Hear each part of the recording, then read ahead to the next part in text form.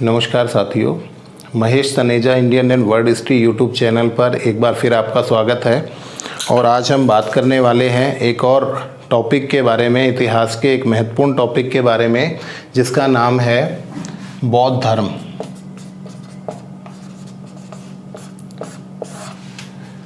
देखिए, बौद्ध धर्म के बारे में जो हमें बातचीत करनी है उससे पहले हम ये समझ लें कि वैदिक सभ्यता युग में ऐसी स्थितियां आई जहां ब्राह्मण धर्म से लोग परेशान रहे, और जब ब्राह्मण धर्म से लोग परेशान रहे तो उन्होंने उसका विरोध करना शुरू कर दिया, और इस वजह से क्षत्रियों के द्वारा बहुत सारे धर्म संप्रदाय चलाए गए, जिनमें सबसे प्रभावी स्थिति में जो धर्म रहा या जो संप्रदाय रहा उसे हम बौद्ध धर्म के नाम से जानते हैं। ये भी जानते हैं हम लोग कि बौद्ध धर्म प्रभावी इसलिए रहा क्योंकि ये मध्यम मार्ग पर चलने वाले संकल्पना को महत्व देता है। मतलब ऐसी स्थिति है कि जहाँ बहुत कठोर नियम नहीं है। जैन धर्म ज़्यादा अस्तित्व में नहीं आ पाया क्योंकि वहाँ पर आपको कठोर नियम देखने को मिलते हैं। यहाँ कठोर नियम ना होने की वजह से जन सामान्य के लिए उपयुक्त था और इसका प्रचार प्रसार बहुत अच्छे से हुआ, और इस वजह से विश्व के बहुत सारे देशों में आज भी बौद्ध धर्म एक प्रभावपूर्ण स्थिति में है। इस बौद्ध धर्म के जो प्रतिपादक हैं वो सिद्धार्थ माने जाते हैं, जो ज्ञान प्राप्ति के बाद बुद्ध कहलाए।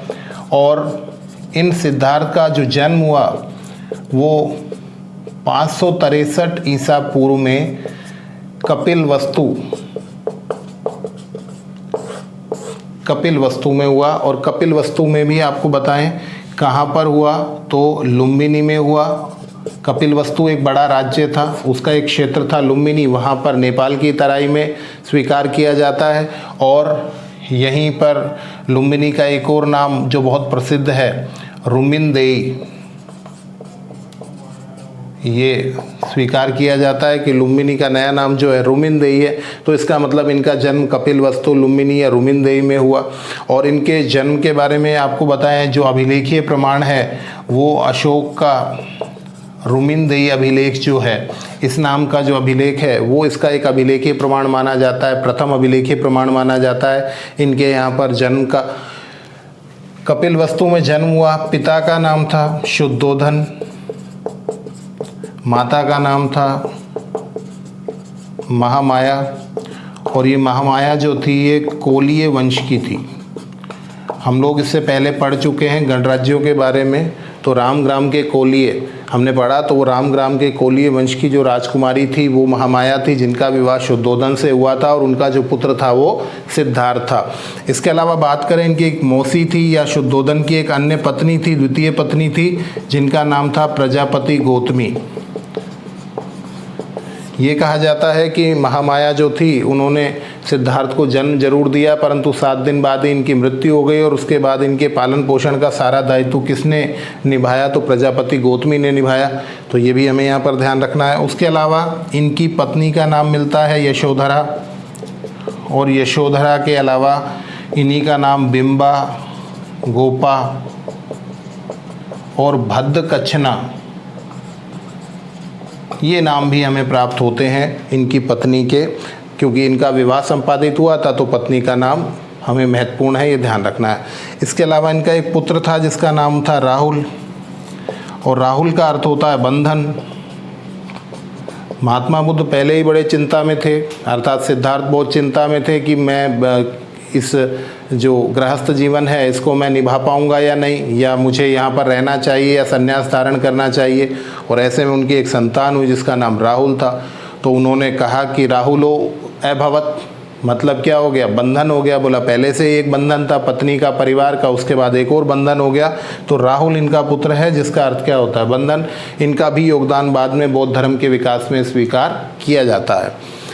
तो ये बेसिक जानकारियाँ हो गई हमारी किसके बारे में, सिद्धार्थ के जीवन के बारे में। और हमने जैसा कि आपको बताया इनका जन्म हुआ, और जन्म होते ही कालदेवल और कौंडिन्य,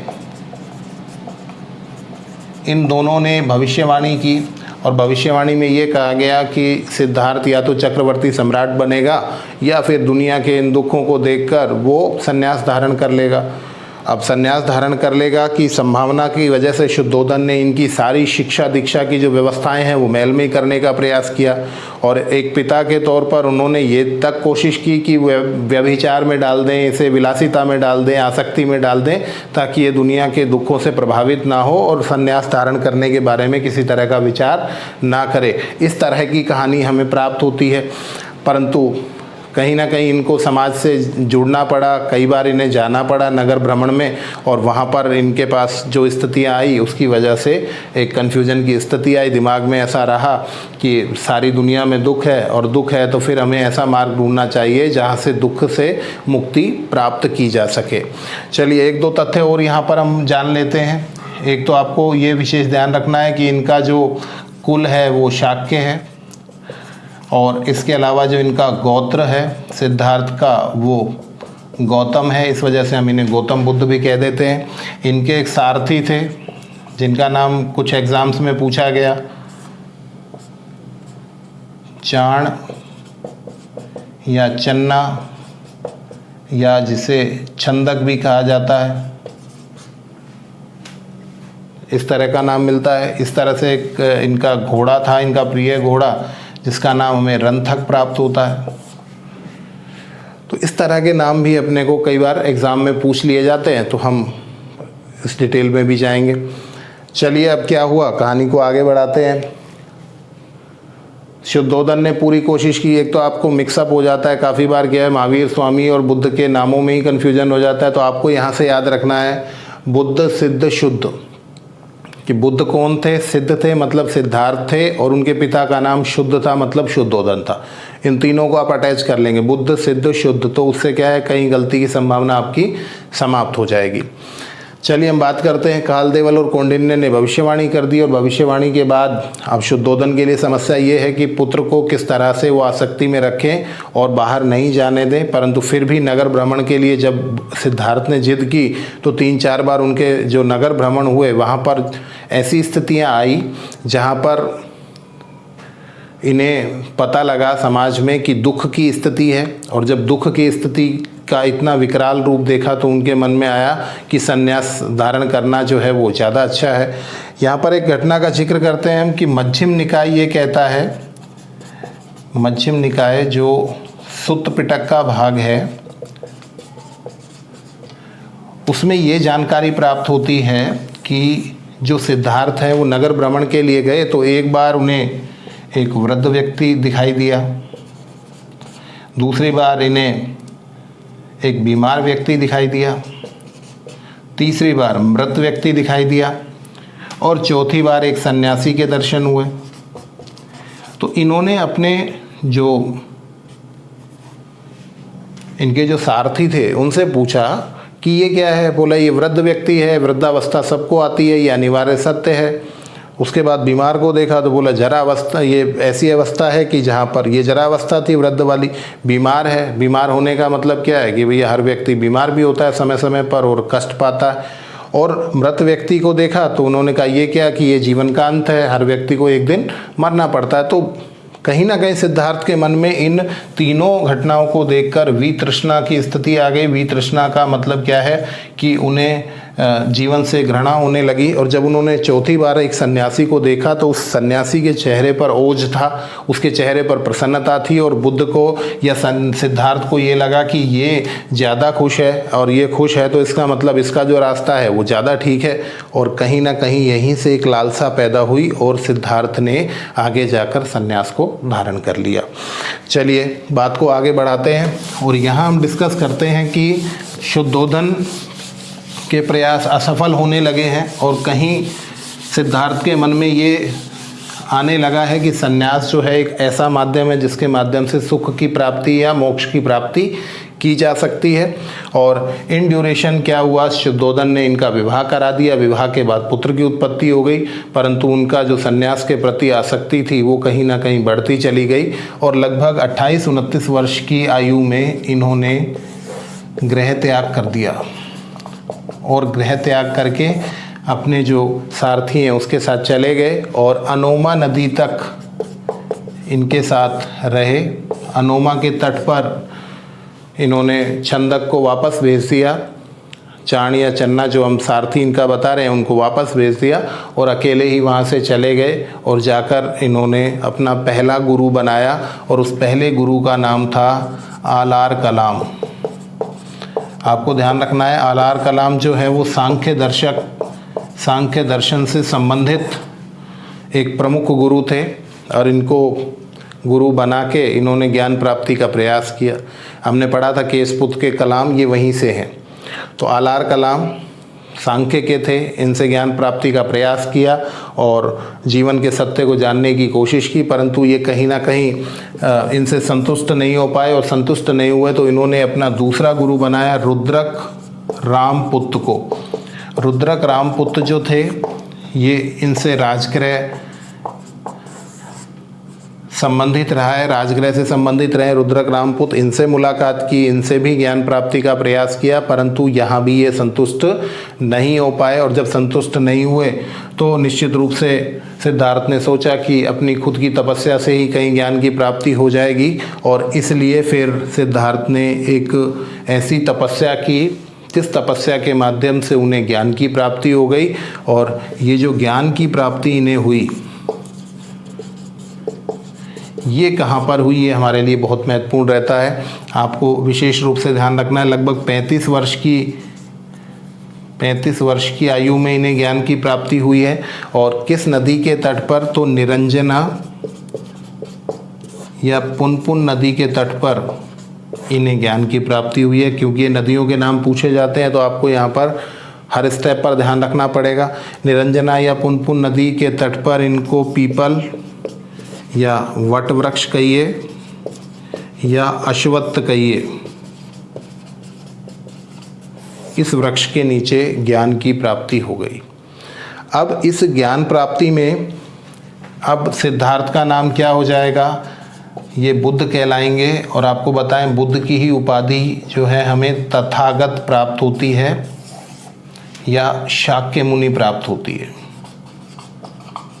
तथागत या शाक्य मुनि किसे कहा गया, तो किसे कहा गया, बुद्ध को कहा गया। और ज्ञान प्राप्त करके ये क्या कहलाए, तो ये बुद्ध कहलाए। और कहाँ पर इन्होंने जो ज्ञान की प्राप्ति की वो किस स्थान पर की, तो स्थान हमारे लिए बहुत इम्पोर्टेंट होता है, जिसे हम आज की तारीख में बोध गया कहते हैं, वो उरुवेला नाम का स्थान था। ठीक है, उरुवेला नाम का जो स्थान है वहाँ पर इन्होंने ज्ञान की प्राप्ति की है। और नदी बताइए आपको, निरंजना या पुनपुन नदी के तट पर सिद्धार्थ को ज्ञान प्राप्त हो गया और उन्हें जीवन के सत्य की जानकारी हो गई। अब चलते हैं अगले स्टेप पर, और अगले स्टेप पर हम देखें कि इन्होंने जो ज्ञान प्राप्त किया उसका उपदेश इन्होंने कहाँ दिया है। तो यहाँ पर दो संदर्भ आपको मिलते हैं, और दोनों ही संदर्भ को आपको ध्यान रखना है। पहला संदर्भ तो ये प्राप्त होता है कि इन्होंने महावग्ग के अंदर हमको ये पता लगता है कि इन्होंने उरुवेला में ही, जहाँ पर इन्होंने ज्ञान प्राप्ति की, वहीं पर 2 बंजारों को अपना प्रथम उपदेश दिया। ये केवल महावग्ग की जानकारी है। यदि संदर्भ पूछ के आपसे कहा जाए तो आपको ध्यान रखना है कि ये महावग्ग के अनुसार 2 बंजारों को इन्होंने अपना प्रथम उपदेश दिया। और वो कौन से हैं, वो तपस्सु और भल्लिक, इस नाम के 2 बंजारे हैं जिनको इन्होंने पहला उपदेश प्रदान किया।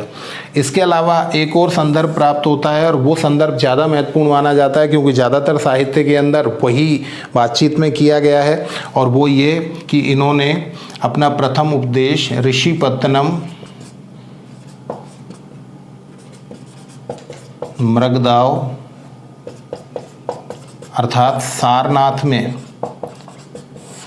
प्रदान किया। और ये जो प्रदान किया इन्होंने पहला उपदेश, ये 5 ब्राह्मणों को प्रदान किया। ये 5 ब्राह्मण कौन से हैं, तो आप इनका नाम भी जान सकते हैं, आंश, अस्स्य, भद्दीय, वप और कौंडिन्य।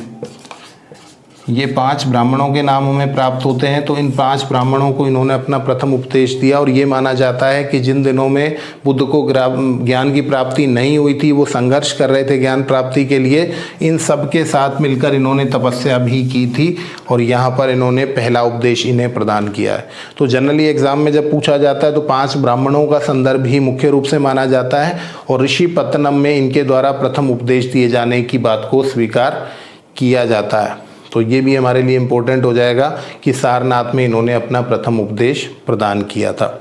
यहाँ पर एक और महत्वपूर्ण बात हम कर लें कि महात्मा बुद्ध का जो जीवन चरित्र है उसके अंदर इनके जीवन की प्रमुख जो घटनाएं हैं वो 3 घटनाएं ऐसी हैं जो एक पूर्णिमा से संबंधित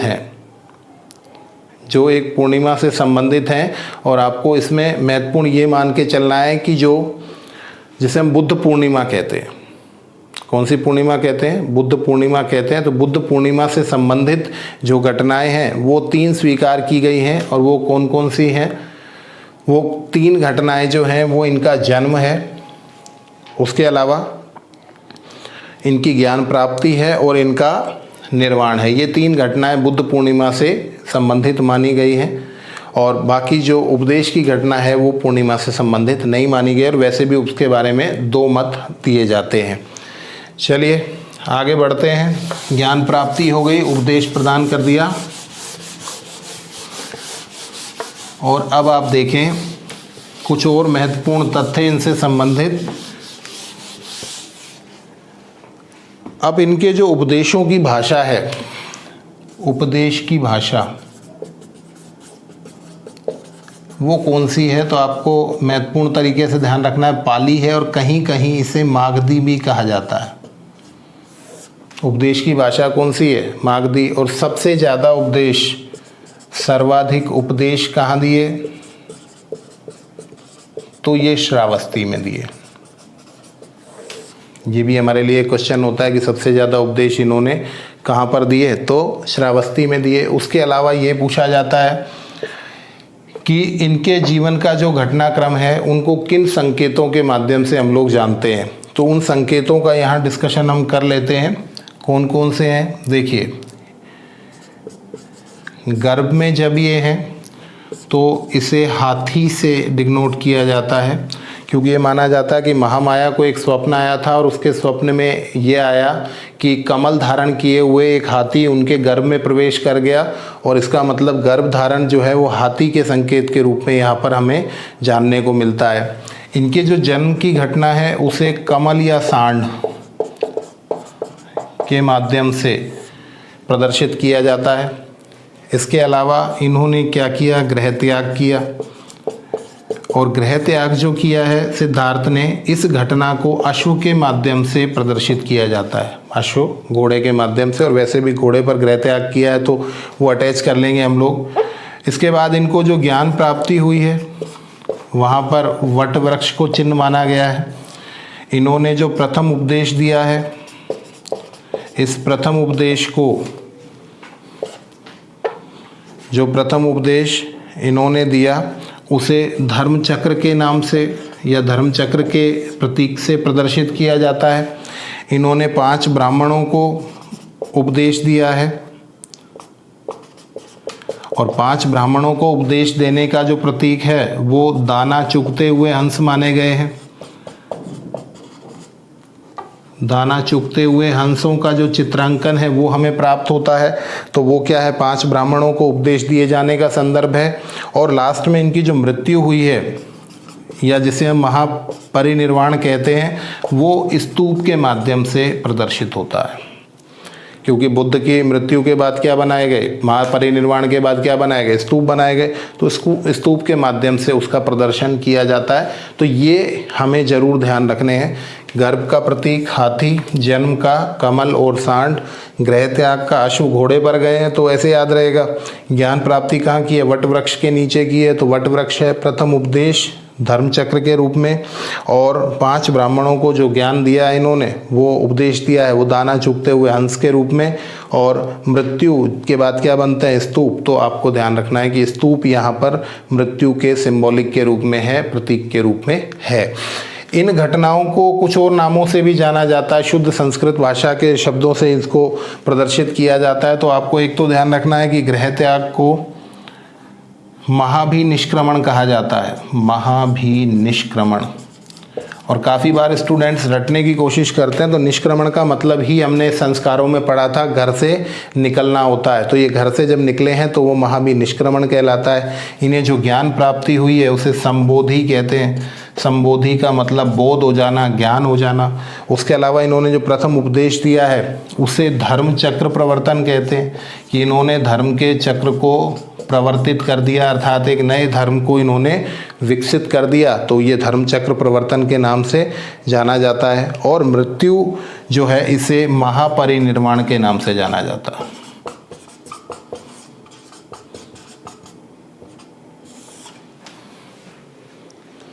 तो ये भी हमारे लिए महत्वपूर्ण रहता है। चलिए, और बहुत गहराई की बातें हम अगली क्लासेस में इनके बारे में करते चले जाएंगे। फिलहाल इनके जीवन के चक्र की समाप्ति को एक बार देख लेते हैं। महात्मा बुद्ध ने अपने उपदेशों की परंपरा जारी रखी, विभिन्न राजवंशों ने इनको महत्व दिया, संरक्षण दिया, इनके शिष्य बन गए। अजातशत्रु का नाम हम लेते हैं, उदयन का नाम हम लेते हैं, प्रसेनजित का नाम लेते हैं। तो इन सब के साथ इनके बहुत अच्छे संबंध भी रहे और उनके क्षेत्रों में उपदेश दिए। अवंती के क्षेत्र में नहीं जा पाए वृद्धावस्था की वजह से, इनविटेशन के बावजूद। वो सारा डिस्कशन हमारा आ जाएगा, क्योंकि उन सारे राजवंशों से बातचीत इनकी जो है वो एक साथ हम लेकर चलेंगे। यहाँ महत्वपूर्ण ये है कि अंत क्या हुआ। अंत ये हुआ कि चुंद नामक लोहार के घर पर शूकर मार्दव खाने से, शूकर मार्दव का मतलब जो प्राप्त होता है वो सूअर का मांस है। अब वो पता नहीं उस समय अलाउड रहा या इस तरह से कि उनको धोखे से खिलाया गया, कुछ भी है। शूकर मार्दव खाने से इनकी तबीयत बिगड़ गई और तबीयत खराब होने के बाद इनके निर्वाण की स्थिति आ गई। और आपको ध्यान रखना है कि हिरण्यवती नदी के तट पर, हिरण्यवती नदी के तट पर कुशीनारा में, हालांकि कुशीनारा के बारे में मैंने पहले वाली क्लास में डिस्कशन भी किया था कि वहाँ के जो मल्ल थे वो बुद्ध को लाइक नहीं करते थे, पसंद नहीं करते थे। और ये कहा गया था कि यदि उनका कोई स्वागत करेगा नगर में तो उसे 500 कारशापण का एक बड़ा दंड देना पड़ेगा। पर फिर भी इन्होंने कुशीनारा को अपने निर्वाण की स्थली के रूप में चुना और यहाँ हिरण्यवती नदी के तट पर कुशीनारा में बुद्ध के जीवन की समाप्ति हो गई, जिसे हम महापरिनिर्वाण के नाम से जानते हैं। महापरिनिर्वाण की स्थिति यहाँ पर प्राप्त की है।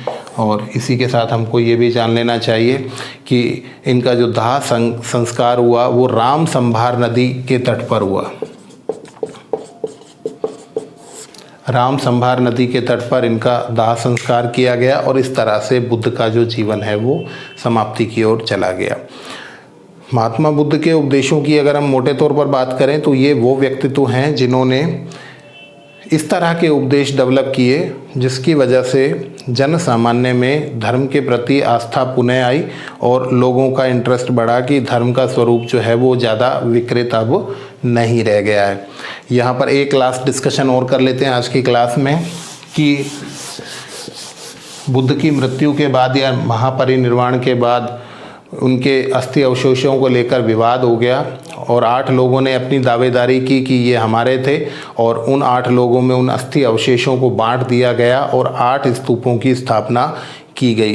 तो हमने जो गणराज्य पढ़े थे उन्हीं की बात लगभग दोबारा से हम कर रहे हैं और किस किस ने यहाँ पर अपना दावा प्रस्तुत किया है। तो आपको ध्यान रखना है, कपिल वस्तु के शाक्य, ये तो शाक्य थे ही तो ये दावा करेंगे ही।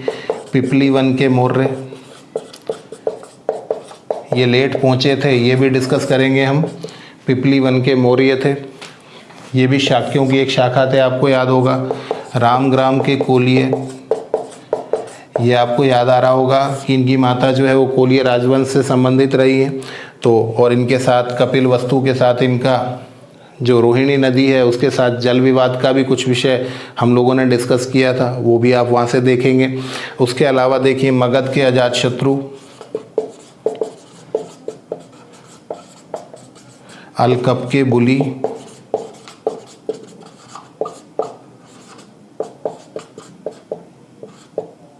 अलकप के बुली, वेटद्वीप के ब्राह्मण, वैशाली के लिच्छवी,